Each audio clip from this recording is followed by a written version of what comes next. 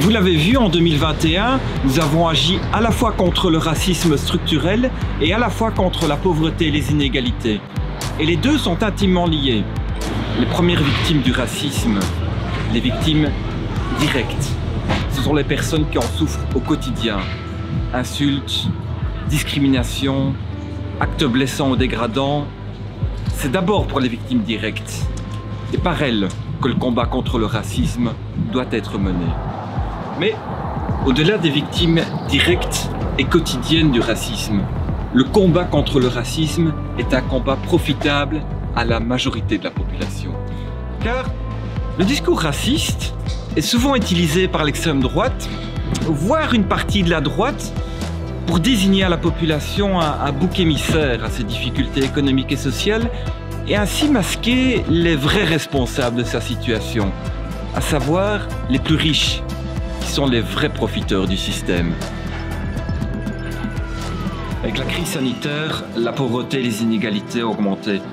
Le risque est que les victimes de la crise et d'un système économique injuste se trompent de cible, se trompent de coupable.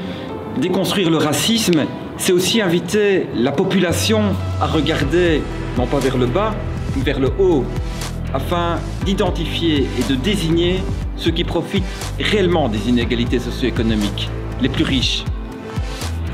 Et ainsi, esquisser les vraies pistes de solutions pour améliorer le sort de la majorité de la population. Par exemple, augmenter les salaires, construire massivement des logements publics, instaurer un véritable impôt sur la fortune et non pas les discriminations.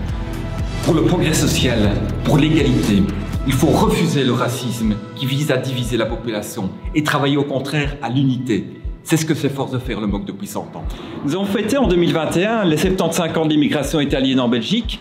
C'est l'occasion de rappeler que notre pays a toujours été une terre d'immigration. Au cours des dernières décennies, parfois volontairement, parfois davantage poussés par des circonstances économiques ou politiques, des centaines de milliers de Congolais, d'Italiens, de Marocains, de Turcs, de Polonais, de Palestiniens, d'autres origines encore, ont rejoint notre pays.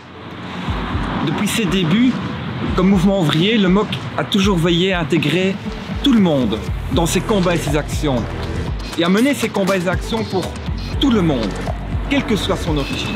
Nous continuons à le faire, et nous continuerons à le faire, car nous n'acceptons pas, et nous n'accepterons jamais, la division des citoyens, la division du monde du travail, qui se fait toujours à l'avantage des plus puissants.